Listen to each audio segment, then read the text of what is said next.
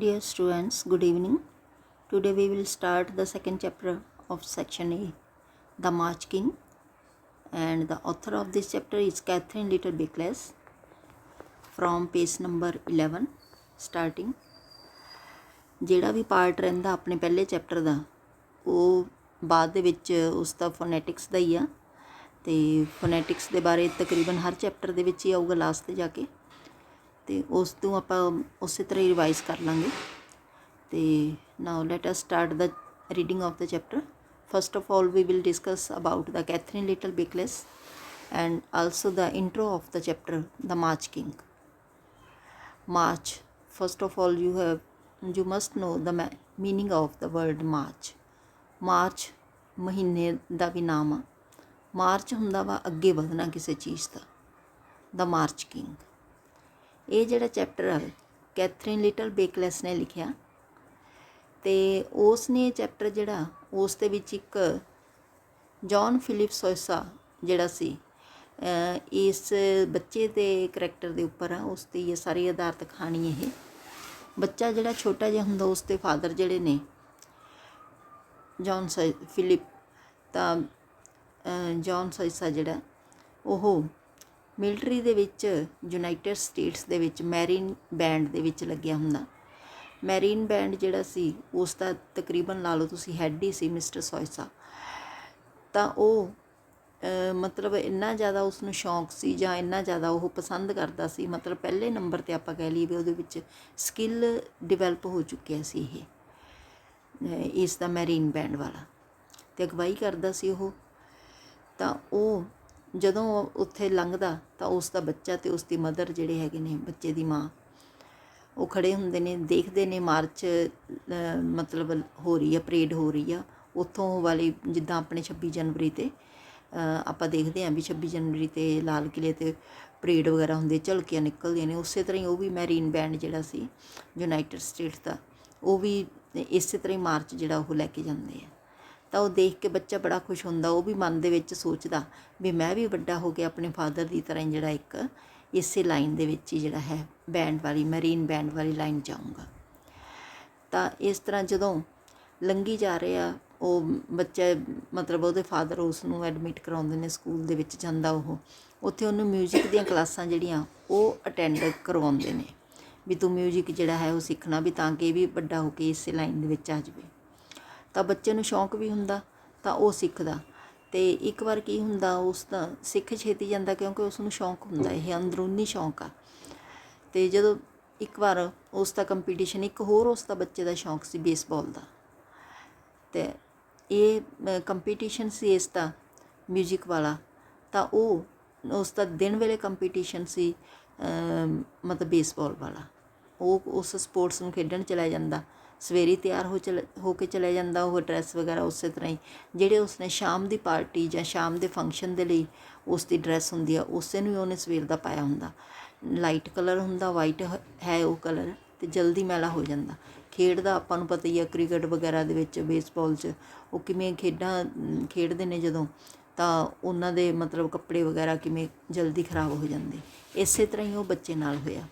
ਉਸ ਨੇ ਵੀ ਆਪਣੇ ਕੱਪੜੇ ਜਿਹੜੇ ਸਾਰੇ ਗੰਦੇ ਕਰ ਲਏ. ਜਦੋਂ ਦੇਖਦਾ ਉਹ ਵੀ ਮੇਰੇ ਤਾਂ ਕੱਪੜੇ ਗੰਦੇ ਇੰਨੇ ਹੋ ਗਏ ਤਾਂ ਉਹ ਘਰ ਜਾਂਦਾ. ਨਾਲੇ ਉਹਨੂੰ ਭੁੱਖ ਵੀ ਲੱਗੀ ਹੁੰਦੀ. ਘਰ ਜਾ ਕੇ ਦੇਖਦਾ ਵੀ ਉਹਦੀ ਮਦਰ ਹੈ ਨਹੀਂ ਘਰ. ਇੱਕ ਸਲਿੱਪ ਰੱਖੀ ਹੁੰਦੀ ਆ ਵੀ ਉਹ ਕਹਿੰਦੀ ਮੈਂ ਨੇੜੇ ਰਿਸ਼ਤੇਦਾਰੀ 'ਚ ਜਾ ਰਹੀ ਹਾਂ ਅਤੇ ਖਾਣਾ ਬਣਿਆ ਪਿਆ ਵੀ ਤੂੰ ਖਾ ਲਈ.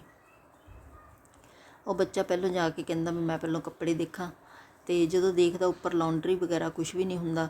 ਉਹ ਸਾਰੇ ਕੱਪੜੇ ਜਿਹੜੇ ਲਾਂਡਰੀ 'ਚ ਗਏ ਹੁੰਦੇ ਧੋਣ ਵਾਲੇ ਤਾਂ ਉੱਥੇ ਇੱਕ ਵੀ ਯੂਨੀਫਾਰਮ ਵਾਲੇ ਉਸ 'ਤੇ ਕੱਪੜਾ ਨਹੀਂ ਹੁੰਦਾ. ਤਾਂ ਬੜਾ ਪਰੇਸ਼ਾਨ ਹੁੰਦਾ, ਆਪਣੇ ਸਰ ਕੋਲ ਜਾਂਦਾ. ਤਾਂ ਸਰ ਉਸ 'ਤੇ ਕਹਿੰਦੇ ਨੇ ਵੀ ਹੁਣ ਪਹਿਲਾਂ ਤਾਂ ਉਸ ਨੂੰ ਘੂਰਦੇ ਆ ਵੀ ਤੈਨੂੰ ਜਦ ਪਤਾ ਸੀ ਸ਼ਾਮ ਨੂੰ ਕੰਪੀਟੀਸ਼ਨ ਆ ਤਾਂ ਫਿਰ ਤੂੰ ਇਹ ਕੰਮ ਕਿਉਂ ਕੀਤਾ. ਤਾਂ ਉਹ ਫਿਰ ਉਹਨੂੰ ਕਹਿੰਦੇ ਤੂੰ ਇਸ ਤਰ੍ਹਾਂ ਕਰ ਮੇਰੀ ਵਾਈਫ ਕੋਲ ਜਾ, ਘਰ ਜਾ ਅਤੇ ਉਹ ਕੋਈ ਮੇਰਾ ਕਮੀਜ਼ ਜਿਹੜਾ ਹੈ ਉਹ ਤੈਨੂੰ ਫਿੱਟ ਕਰ ਦੇਣਗੇ. ਤਾਂ ਉਹ ਘਰ ਜਾਂਦਾ, ਉਸ 'ਤੇ ਦੱਸਦਾ ਤਾਂ ਉਹਦੇ ਘਰ ਵਾਲੀ ਉਸ 'ਤੇ ਮਿਊਜ਼ਿਕ ਟੀਚਰ ਦੇ ਘਰ ਵਾਲੀ ਜਿਹੜੀ ਆ ਉਸ ਨੂੰ ਮਤਲਬ ਵੱਡੀ ਸਾਰੀ ਇੱਕ ਸ਼ਰਟ ਪਹਿਨਾ ਦਿੰਦੀ ਪਰ ਪਿਨ ਅਪ ਕਰ ਦਿੰਦੀ ਆ ਉਸ ਨੂੰ ਬਾਹਾਂ ਤੋਂ, ਕਾਲਰ ਤੋਂ, ਹਾਈਟ ਤੋਂ, ਹੇਠੋਂ. ਤਾਂ ਉਹ ਬੱਚਾ ਜਿਹੜਾ ਹੈ ਉਸੇ ਤਰ੍ਹਾਂ ਹੀ ਮਤਲਬ ਪਿਨ ਅਪ ਹੋ ਕੇ ਖੁਸ਼ ਹੋ ਜਾਂਦਾ ਵੀ ਚੱਲ ਹੁਣ ਮੇਰੀ ਡਰੈਸ ਠੀਕ ਆ. ਤਾਂ ਉਹ ਜਾਂਦਾ ਜਦੋਂ ਉਹ ਵਾਇਲਨ ਦਾ ਸ਼ੌਕੀਨ ਹੁੰਦਾ ਵਾਇਲਨ ਵਜਾਉਣ ਲੱਗਦਾ, ਉਸ ਦੀ ਵਾਰੀ ਆਉਂਦੀ ਹੈ ਉਸ ਕੰਸਰਟ 'ਤੇ। ਤਾਂ ਉਹ ਕਿਉਂਕਿ ਜੋਸ਼ ਨਾਲ ਵਜਾ ਰਿਹਾ ਹੁੰਦਾ, ਬੱਚੇ ਨੂੰ ਇੰਨਾ ਪਤਾ ਨਹੀਂ ਹੁੰਦਾ, ਪਿੰਨ ਜਿਹੜੇ ਲੱਗੇ ਹੁੰਦੇ ਨੇ ਉਹ ਇੰਨੇ ਨਹੀਂ ਹੁੰਦੇ ਵੀ ਫਿਕਸ ਹੀ ਹੋਏ ਹੋਣ, ਤਾਂ ਉਹ ਪਿੰਨਾਂ ਜਿਹੜੀਆਂ ਹੌਲੀ ਹੌਲੀ ਖੁੱਲ੍ਹਣ ਲੱਗ ਜਾਂਦੀਆਂ, ਬੱਚਾ ਹੀ ਕਵਰ ਹੋ ਜਾਂਦਾ ਉਸ ਦੇ ਵਿੱਚ, ਖੁੱਲ੍ਹ ਜਾਂਦੀ ਹੈ ਪਿੰਨਾਂ, ਵੱਡੇ ਹੋ ਜਾਂਦੇ, ਤਾਂ ਬੱਚਾ ਉਸ ਨੂੰ ਦੇਖ ਕੇ ਘਬਰਾ ਜਾਂਦਾ। ਤਾਂ ਉਸ ਦੇ ਟੀਚਰ ਨੂੰ ਬਹੁਤ ਗੁੱਸਾ ਆਉਂਦਾ, ਅਤੇ ਇੰਨਾ ਜ਼ਿਆਦਾ ਉਹ ਬੱਚਾ ਵੀ ਕਹਿੰਦਾ ਵੀ ਮੈਂ ਵੀ ਹੁਣ ਮਿਊਜ਼ਿਕ ਨਹੀਂ ਸਿੱਖਣਾ, ਜਾਂ ਮੈਂ ਤੇਰੀ ਕਲਾਸ ਅਟੈਂਡ ਨਹੀਂ ਕਰਨੀ। ਆਪਣੇ ਫਾਦਰ ਨੂੰ ਕਹਿੰਦਾ ਵੀ ਮੈਨੂੰ ਕੋਈ ਹੋਰ ਕੰਮ ਦੇ ਦਿਓ, ਮੈਂ ਕੰਮ ਕਰੂੰਗਾ ਹੁਣ। ਅਤੇ ਉਹਦੇ ਫਾਦਰ ਚਲੋ ਸੋਚਦੇ ਆ, ਕਹਿੰਦੇ ਵੀ ਚੱਲ ਮੈਂ ਕੰਮ ਨੇੜੇ ਦੀ ਬਿਲਡਿੰਗ 'ਚ ਜਾਂਦੇ ਨੇ, ਬੇਕਰੀ ਦੇ ਉੱਪਰ ਕੰਮ ਕਰਨ ਦਾ ਹੁੰਦਾ ਵਾ, ਉੱਥੇ ਗੱਲ ਗੁੱਲ ਕਰੇ ਆਉਂਦੇ, ਆਪਦੇ ਬੱਚੇ ਨੂੰ ਲੈ ਜਾਂਦੇ ਵੀ ਚੱਲ ਤੂੰ ਇਹ ਬੇਕਰੀ 'ਤੇ ਕੰਮ ਕਰੀ। ਤਾਂ ਉਹ ਬੱਚਾ 2 ਦਿਨ, ਪਰ ਇਹਦੇ ਨਾਲ ਕਹਿੰਦੇ ਪੜ੍ਹਾਈ ਵੀ ਤੈਨੂੰ ਜਾਰੀ ਰੱਖਣੀ ਪਊਗੀ, ਕਿਉਂਕਿ ਜੇ ਪੜ੍ਹਾਈ ਕਰੇਂਗਾ ਤਾਂ ਹੀ ਤੂੰ ਇਹਨਾਂ ਤੋਂ ਵਧੀਆ ਕੰਮ ਕਰ ਸਕੇਂਗਾ। ਤਾਂ ਉਹ ਬੱਚਾ ਮੰਨ ਜਾਂਦਾ ਵੀ ਮੈਂ ਪੜ੍ਹਾਈ ਵੀ ਕਰੂੰਗਾ ਅਤੇ ਬੇਕਰੀ 'ਤੇ ਕੰਮ ਵੀ ਕਰੂੰਗਾ। ਉਹ ਕੀ ਹੁੰਦਾ, 2-3 ਦਿਨਾਂ ਵਿੱਚ ਹੀ ਬੱਚਾ ਇੰਨਾ ਅਪਸੈਟ ਹੋ ਜਾਂਦਾ ਵੀ ਉਹ ਨਾ ਤਾਂ ਪੜ੍ਹਾਈ ਵਾਲੇ ਪਾਸੇ ਧਿਆਨ ਦੇ ਪਾਉਂਦਾ, ਨਾ ਉੱਧਰ। ਫਿਰ ਉਸ ਨੂੰ ਇੱਕ ਹੋਰ ਹੁੰਦਾ, ਉਹ ਸਰਕਸ ਉਹਨਾਂ ਦੇ ਨੇੜੇ ਲੱਗੀ ਹੁੰਦੀ ਆ, ਉਹ ਸਰਕਸ ਵਾਲੇ ਕਹਿੰਦੇ ਚੱਲ ਤੂੰ ਸਾਡੇ ਨਾਲ ਚੱਲ, ਤੂੰ ਇੰਨੀ ਵਧੀਆ ਵਾਇਲਨ ਵਜਾਉਂਦਾ। ਤਾਂ ਉਹ ਬੱਚਾ ਮਤਲਬ ਉਸਨੇ ਆਪਣੇ ਦੋਸਤ ਨੂੰ ਦੱਸ ਦਿੰਦਾ, ਉਹਦੀ ਇਹ ਪਲੈਨਿੰਗ ਵੀ ਫੇਲ ਹੋ ਜਾਂਦੀ ਆ। ਫਿਰ ਉਸ ਤੋਂ ਬਾਅਦ ਉਹਦੇ ਫਾਦਰ ਜਿਹੜੇ ਨੇ, ਜਦੋਂ ਉਹਨਾਂ ਨੂੰ ਪਤਾ ਲੱਗਦਾ ਵੀ ਬੱਚਾ ਘਰੋਂ ਭੱਜਣ ਦੀ ਤਿਆਰੀ 'ਚ ਆ, ਤਾਂ ਉਹ ਉਸ ਨੂੰ ਲੈ ਕੇ ਜਾਂਦੇ ਨੇ, ਪਿਆਰ ਨਾਲ ਸਮਝਾਉਂਦੇ ਆ। ਮੈਰੀਨ ਬੈਰਕ ਵਾਲੀ ਜਿਹੜੀ ਬੈਰਕਾਂ ਹੁੰਦੀਆਂ ਉਹਨਾਂ ਦੀਆਂ, ਮੈਰੀਨ ਵਾਲਿਆਂ ਦੀਆਂ, ਉੱਥੇ ਲੈ ਕੇ ਜਾਂਦੇ ਆ, ਉਹਨੂੰ ਸਮਝਾਉਂਦੇ। ਉਹ ਬੱਚਾ ਫਿਰ ਉਸ ਤੋਂ ਬਾਅਦ ਜਿਹੜਾ ਆਪਣੇ ਫਾਦਰ ਦੀ ਗੱਲ ਮੰਨਦਾ, ਅਤੇ ਉਹ ਉੱਥੇ ਹੀ ਜਿਹੜਾ ਹੈ ਉਹ ਸੈੱਟ ਹੋ ਜਾਂਦਾ, ਜਾਂ ਉਸ ਲਾਈਨ ਨੂੰ ਪਸੰਦ ਕਰਦਾ। ਤਾਂ ਇਸ ਤਰ੍ਹਾਂ ਦੀ ਕਹਾਣੀ ਹੈ ਇਸ ਦੀ। ਅਤੇ ਹੁਣ light us start the reading of the author of the chapter. Catherine Littell Bakeless was born on December 5, 1895 in Bloomsburg, Pennsylvania, USA. Katherine Little Bakeless ਦਾ ਜਨਮ ਜਿਹੜਾ ਸੀ 5 ਦਸੰਬਰ 1895 ਨੂੰ ਹੋਇਆ ਸੀ, ਬਲੂਜ਼ਮਸਬਰਗ ਦੇ ਵਿੱਚ, ਪੈਨੈਂਸੂਲਾ, USA ਦੇ ਵਿੱਚ, ਅਮਰੀਕਾ ਦੇ ਵਿੱਚ। A playwright and biographer in her own right. ਉਹ ਇੱਕ ਪਲੇ ਰਾਈਟ ਸੀ, ਪਲੇ ਰਾਈਟ ਮਤਲਬ ਪਲੇ, ਨਾਟਕ ਵਗੈਰਾ ਲਿਖਣ ਵਾਲੀ। ਬਾਇਓਗ੍ਰਾਫਰ ਕਿਸੇ ਦੀ ਕਹਾਣੀਆਂ ਲਿਖਣੀਆਂ, ਜੀਵਨੀਆਂ, ਉਸ ਨੂੰ ਕਿਹਾ ਜਾਂਦਾ। ਇਨ ਹਰ ਓਨ ਰਾਈਟ, ਉਸ ਨੂੰ ਹੱਕ ਦਿੱਤਾ ਗਿਆ ਸੀ। ਕੈਥਰੀਨ ਲਿਟਲ ਬੇਕਲੈਸ ਰੋਟ ਬੁੱਕਸ, ਉਸ ਕੈਥਰੀਨ ਲਿਟਲ ਬੇਕਲੈਸ ਨੇ ਕਿਤਾਬਾਂ ਵੀ ਲਿਖੀਆਂ, ਵਿਦ ਹਰ ਹਸਬੈਂਡ, ਆਪਣੇ ਪਤੀ ਦੇ ਨਾਲ, ਜਿਸ ਦਾ ਨਾਮ ਜੌਨ ਸੀ। On the American revolution, America ਦੀਆਂ ਰੈਵੋਲਿਊਸ਼ਨ ਜਿਹੜੀਆਂ ਸੀ, ਰੈਵੋਲਿਊਸ਼ਨ ਹੁੰਦਾ ਵਾ ਆਪਾਂ ਕਹੀਏ ਵੀ ਕੋਈ ਕ੍ਰਾਂਤੀ ਆਉਣੀ, ਅਮਰੀਕਾ ਦੀਆਂ ਜਿਹੜੀਆਂ ਕ੍ਰਾਂਤੀਆਂ ਸੀ ਉਸ ਲਈ। Her individual works focused on music, ਉਸ ਦਾ ਇਕੱਲਾ ਕੰਮ ਜਿਹੜਾ ਸੀ ਜ਼ਿਆਦਾ ਕਿਹਦੇ 'ਤੇ ਉਹ ਫੋਕਸ ਸੀ, ਜਾਂ ਕਿਹਦੇ 'ਤੇ ਕੇਂਦਰਿਤ ਸੀ, ਮਿਊਜ਼ਿਕ 'ਤੇ, ਸੰਗੀਤ 'ਤੇ। ਸ਼ੀ ਡਾਈਡ ਇਨ 1992 ਇਨ ਕੋਨੈਕਟੀਕਟ ਦੇ ਵਿੱਚ ਉਸ ਦੀ ਮੌਤ ਹੋ ਗਈ 1992 ਦੇ ਵਿੱਚ। ਦੇਅਰ ਵਰ ਓਵਰ 80 ਬ੍ਰਿਟਿਸ਼ ਰੈਜੀਮੈਂਟਸ, ਉੱਥੇ ਤਕਰੀਬਨ 80 ਜਿਹੜੇ ਸੀ ਬ੍ਰਿਟਿਸ਼ ਰੈਜੀਮੈਂਟ ਸਨ, ਸਰਵਿੰਗ ਇਨ ਅਮਰੀਕਾ, ਜੋ ਅਮਰੀਕਾ ਦੇ ਵਿੱਚ ਕੰਮ ਕਰ ਰਹੇ ਸਨ। ਬਿਟਵੀਨ 1755 ਐਂਡ 1783, 1755 ਤੋਂ ਲੈ ਕੇ 1783 ਤੱਕ। ਮੋਸਟ ਆਫ ਵਿਚ, ਜਿਨ੍ਹਾਂ ਦੇ ਵਿੱਚੋਂ ਬਹੁਤ ਜ਼ਿਆਦਾ ਜਿਹੜੇ ਸੀ, ਹੈਡ ਦੇਅਰ ਓਨ ਬੈਂਡ, ਉਹਨਾਂ ਦਾ ਆਪਣੇ ਬੈਂਡ ਸਨ। Comprised of an assortment of instrument, ਅਤੇ ਉਹ ਕਿਵੇਂ ਉਹਨਾਂ ਨੇ ਕੰਪਰਾਈਜ਼ ਹੁੰਦਾ ਇਕੱਠੇ ਕਰਨਾ, ਬੈਂਡ ਕਿਵੇਂ ਇਕੱਤਰ ਕੀਤਾ ਹੋਇਆ ਸੀ ਉਹਨਾਂ ਨੇ, ਅਲੱਗ-ਅਲੱਗ ਕਿਸਮ ਦੇ ਯੰਤਰ ਜਿਹੜੇ ਸੀ ਉਹਨਾਂ ਨੂੰ ਮਤਲਬ ਉਹਨਾਂ ਦੀ ਮਦਦ ਦੇ ਨਾਲ, ਇਨਕਲੂਡਿੰਗ ਉਹਦੇ ਵਿੱਚ ਕੀ ਕੁਛ ਸ਼ਾਮਿਲ ਸੀ, ਕਲੈਰੀਨੈਟਸ, ਅਬੋਜ਼, ਬੈਸੋਮਸ, ਹੌਰਨਸ ਐਂਡ ਟਰੰਪਟ, ਬਾਂਸਰੀਆਂ ਵਗੈਰਾ ਸੀ, ਉਹਦੇ ਅਲਗੋਜ਼ੇ ਵਗੈਰਾ ਸੀ। ਅਤੇ ਹੋਰ ਜਿਵੇਂ ਆਪਾਂ ਕਹਿ ਦਈਏ ਵੀ ਕੋਈ ਵਾਇਲਨ ਵਗੈਰਾ ਜਾਂ ਇੱਦਾਂ ਦੇ ਸਾਰੇ ਜਿੰਨਾ ਵੀ ਮਿਊਜ਼ਿਕ ਦਾ ਸਮਾਨ ਸੀ ਸਾਰਾ ਉਹਨਾਂ ਦੇ ਕੋਲ ਸੀ।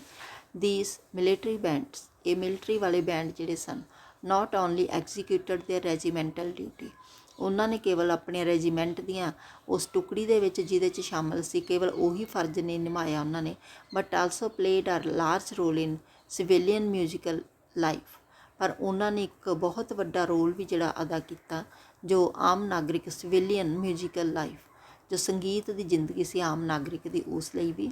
ਸੌਸਾ ਹੈਡ ਬਿਨ ਪਲੇਇੰਗ ਵਾਇਲਨ ਪ੍ਰੋਫੈਸ਼ਨਲੀ, ਸੌਸਾ ਜਿਹੜਾ ਸੀ ਉਹ ਵਾਇਲਨ ਜਿਹੜੀ ਸੀ ਇੱਕ ਮਤਲਬ ਪ੍ਰੋਫੈਸ਼ਨਲ ਜਿਹੜੇ ਹੁੰਦੇ ਨੇ, ਜਿਨ੍ਹਾਂ ਦਾ ਕਿੱਤਾ ਹੀ ਹੁੰਦਾ, ਉਹਨਾਂ ਦੀ ਤਰ੍ਹਾਂ ਚਲਾ ਰਿਹਾ ਸੀ ਜਾਂ ਵਜਾਉਂਦਾ ਸੀ। Composing and arranging for several years.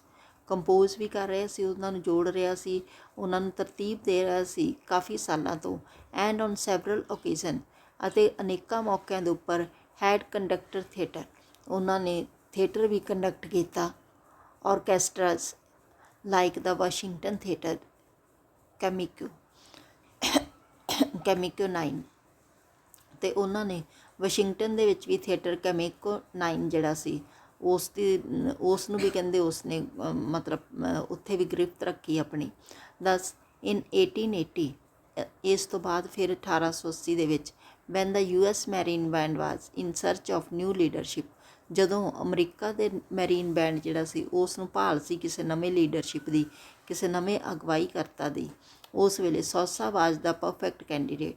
ਸੌਸਾ ਜਿਹੜਾ ਸੀ ਇਹੋ ਜਿਹਾ ਉਮੀਦਵਾਰ ਸੀ ਜਿਹੜਾ ਪੂਰਨ ਤੌਰ 'ਤੇ ਉਹਨਾਂ ਦੇ ਲਈ ਠੀਕ ਸੀ। ਪਾਰਟੀਕੂਲਰਲੀ ਖਾਸ ਤੌਰ 'ਤੇ because he had already served 2 enlistments in the US marine band, ਕਿ ਉਸਨੇ ਪਹਿਲਾਂ ਹੀ ਕਹਿੰਦੇ ਅਮਰੀਕਾ ਦੇ ਵਿੱਚ ਜਿਹੜਾ ਮੈਰੀਨ ਬੈਂਡ ਸੀ ਉਹਦੇ ਲਈ ਕਹਿੰਦੇ 2 ਵਾਰ ਸੇਵਾਵਾਂ ਜਿਹੜੀਆਂ ਸੀ ਆਪਣੇ ਆਪ ਨੂੰ ਉੱਥੇ ਸ਼ਾਮਲ ਕੀਤਾ ਸੀ। ਐਜ਼ ਐਨ ਅਪਰੈਂਟਿਸ ਮਿਊਜ਼ੀਸ਼ੀਅਨ, ਅਪਰੈਂਟਿਸ ਹੁੰਦਾ ਵਾ ਕੁਛ ਸਮਾਂ ਜਿਹੜੇ ਪ੍ਰੈਕਟਿਸ ਕਰਦੇ ਨੇ, ਅਭਿਆਸ ਕਰਦੇ ਨੇ, ਉਹਨਾਂ ਨੂੰ ਕਿਹਾ ਜਾਂਦਾ। ਅਤੇ ਉਸਨੇ ਇੱਕ ਅਭਿਆਸ ਦੇ ਤੌਰ 'ਤੇ ਵੀ ਮਿਊਜ਼ੀਸ਼ੀਅਨ ਸੰਗੀਤਕਾਰ ਦੇ ਤੌਰ 'ਤੇ ਕੰਮ ਕੀਤਾ ਸੀ। ਹੀ ਵਾਜ਼ ਅ ਮੈਰਿਡ 26, ਉਸ ਦੀ ਉਮਰ ਕੇਵਲ 26 ਸਾਲ ਦੀ ਸੀ। ਵੈਨ ਹੀ ਐਕਸੈਪਟਡ, ਜਦੋਂ ਉਸਨੇ ਮੰਨਿਆ leadership of the marine band, ਉਸ ਮੈਰੀਨ ਬੈਂਡ ਦੀ ਅਗਵਾਈ ਕਰਨ ਵਾਲਾ ਕੰਮ ਜਿਹੜਾ ਸੀ ਉਸ ਨੂੰ। And to give a more authoritative appearance, ਅਤੇ ਫਿਰ ਉਸਨੇ ਇੱਕ ਬਹੁਤ ਜ਼ਿਆਦਾ ਉਸ ਨੂੰ ਅਧਿਕਾਰਿਤ ਜੋ ਦਿੱਖ ਸੀ ਉਹ ਵੀ ਦੇ ਦਿੱਤੀ। ਹੀ ਗ੍ਰਿਊ ਅ ਫੁੱਲ ਬਲੈਕ ਬਰਡ, ਉਸ ਦੇ ਦਾੜੀ ਵੀ ਜਿਹੜੀ ਸੀ ਪੂਰੀ ਬਲੈਕ ਸੀ, ਪੂਰੀ ਤਰ੍ਹਾਂ ਮਤਲਬ ਭਰਿਆ ਹੋਇਆ ਸੀ ਚਿਹਰਾ ਉਸਦਾ, ਉਸ ਦਾੜੀ ਨਾਲ, ਕਾਲੇ ਰੰਗ ਦੀ ਦਾੜੀ ਨਾਲ। Sousa held this position for 12 years, Sousa ਜਿਹੜਾ ਸੀ ਇਸੇ ਮੁਕਾਮ ਦੇ ਉੱਪਰ 12 ਸਾਲ ਤੱਕ ਰਿਹਾ। ਡਿਊਰਿੰਗ ਦਿਸ ਟਾਈਮ, ਇਸ ਵੇਲੇ, ਇਸ ਸਮੇਂ, ਹੀ ਮੇਡ ਨਿਊਮਰਸ ਚੇਂਜਿਸ, ਉਸਨੇ ਅਨੇਕਾਂ ਹੀ ਬਦਲਾਅ ਜਿਹੜੇ ਸੀ ਉਹਨਾਂ ਨੂੰ ਲਿਆਂਦਾ। Including adjustments to the repertoire of the ensembles, ਅਤੇ ਉਸਨੇ ਇਨਕਲੂਡਿੰਗ ਐਡਜਸਟਮੈਂਟ ਆਪਣੇ ਆਪ ਨੂੰ ਢਾਲ ਲੈਣਾ ਉਸ ਦੇ ਵਿੱਚ, ਕਿਹੜੀਆਂ ਸੀ ਜੋ ਮਤਲਬ ਉਹਨਾਂ ਚੀਜ਼ਾਂ ਨੂੰ ਇਕੱਤਰ ਕਰਦੇ ਸੀ। ਇਨਸੈਂਬਲ, ਅਸੈਂਬਲ ਹੁੰਦਾ ਵਾ ਉਹਨਾਂ ਨੂੰ ਜੋੜਨਾ ਕਿਸੇ ਚੀਜ਼ ਨੂੰ, ਇਨਸੈਂਬਲ ਉਹਨਾਂ ਨੂੰ ਅਲੱਗ-ਅਲੱਗ ਤਰੀਕੇ ਦੇ ਨਾਲ ਜਿਹੜੇ ਅਸੀਂ ਉਹਨਾਂ ਨੂੰ ਢਾਲਣਾ ਉਸ ਮਿਊਜ਼ਿਕ ਨੂੰ, ਇਹ ਕੰਮ ਜਿਹੜਾ ਸੀ ਉਸਦਾ ਸੀ। ਸੌਸਾ ਫਸਟ ਕੰਸਰਨ, ਅਤੇ ਸੌਸਾ ਦਾ ਪਹਿਲਾ ਜਿਹੜੀ ਕੰਸਰਨ ਹੁੰਦਾ ਇੱਕ ਤਰ੍ਹਾਂ ਦਾ ਮੁਕਾਬਲਾ ਜਾਂ ਉਸ ਨੂੰ ਦਿਖਾਉਣਾ, ਆਪਣੀ ਆਈਟਮ ਨੂੰ ਪੇਸ਼ ਕਰਨਾ। ਐਜ਼ ਲੀਡਰ, ਇੱਕ ਲੀਡਰ ਦੇ ਇੱਕ ਅਗਵਾਈ ਤੌਰ 'ਤੇ ਕੀ ਸੀ ਉਹ? ਵਾਜ਼ ਟੂ ਸੌਫਟਨ ਦਾ ਸਾਊਂਡ, ਉਹ ਕੀ ਸੀ? ਉਸ ਆਵਾਜ਼ ਨੂੰ ਨਰਮ ਕਰਨਾ। ਦੈਟ ਹਿੱਟ ਦਾ ਗੈਸ, ਜੋ ਕਹਿੰਦੇ ਮਹਿਮਾਨ ਆਉਂਦੇ ਸੀ ਉਹਨਾਂ ਦੇ ਪੂਰੀ ਉਹਨਾਂ ਦੇ ਮਤਲਬ ਦਿਲ ਨੂੰ ਛੂਹੇ ਉਹ। ਐਜ਼ ਦੇ ਇੰਟਰਡ ਦਾ ਵਾਈਟ ਹਾਊਸ, ਜਿਉਂ ਹੀ ਉਹ ਵਾਈਟ ਹਾਊਸ ਜਿਹੜਾ ਸੀ ਉਸ ਦੇ ਵਿੱਚ ਦਾਖਲ ਹੋਣ। ਦਾ ਪ੍ਰੈਜੈਂਟ ਸਟੋਰੀ, ਇਹ ਕਹਾਣੀ ਜਿਹੜੀ ਇੱਥੇ ਦਿੱਤੀ ਹੋਈ ਆ, presents a glimpse of the life of his son, ਇਹ ਕਹਿੰਦੇ ਇੱਕ ਦਿਖਾਉਂਦੀ ਹੈ ਇੱਕ ਝਲਕ ਉਸ ਦੀ ਜ਼ਿੰਦਗੀ ਦੀ, ਉਸ ਦੇ ਪੁੱਤਰ ਦੀ। And brings out the fact, ਅਤੇ ਇਹ ਅਸਲੀਅਤ ਵੀ ਲੈ ਕੇ ਆਉਂਦੀ ਹੈ ਸਾਹਮਣੇ। That one can succeed in life only, ਕਿ ਕੋਈ ਵੀ ਜ਼ਿੰਦਗੀ ਦੇ ਵਿੱਚ ਉਦੋਂ ਸਫਲ ਹੋਏਗਾ if one pursues a vocation according to one's aptitude and inborn taste, ਕਿ ਕੋਈ ਜਿਹੜਾ ਹੈ ਪਰਸਿਊ ਅੱਗੇ ਵਧਣਾ, ਆ ਵੋਕੇਸ਼ਨ ਹੁੰਦਾ ਵਾ ਕੋਈ ਕਿੱਤਾ ਜਿਹੜਾ ਹੁੰਦਾ ਵਾ, ਅਕੋਰਡਿੰਗ ਟੂ ਵਨਸ ਐਪਟੀਚਿਊਡ, ਉਸ ਦਾ ਕੀ ਐਪਟੀਚਿਊਡ ਆ, ਕੀ ਰੁਝਾਨ ਆ ਉਹਦਾ, ਅਤੇ ਉਹਦੀ ਅੰਦਰੂਨੀ ਕਿੱਥੋਂ ਉਹਦੇ 'ਚ ਗੁਣ ਪੈਦਾ ਹੋਏ ਨੇ, ਕੀ ਉਸ ਦਾ ਟੇਸਟ ਆ ਅੰਦਰੋਂ ਹੀ ਜਿਹੜਾ ਪੈਦਾ ਹੋਵੇ ਚੀਜ਼, ਉਹਦੇ 'ਤੇ ਆਧਾਰਿਤ ਹੋਣ ਕਰਕੇ ਉਸਨੇ ਇਹ ਕੰਮ ਜਿਹੜਾ ਸੀ ਕੀਤਾ। ਅਤੇ ਅੱਜ ਬੇਟਾ ਇੰਟਰੋ ਹੀ ਆ ਇਸ ਦੀ, ਕੱਲ੍ਹ ਆਪਾਂ ਨੈਕਸਟ ਪਾਰਟ ਜਿਹੜਾ ਹੈਗਾ ਇਸ ਦੀ ਰੀਡਿੰਗ ਵਾਲਾ ਜਿਹੜਾ ਹੈ ਉਹ ਸ਼ੁਰੂ ਕਰ ਲਾਂਗੇ। Okay, thank you.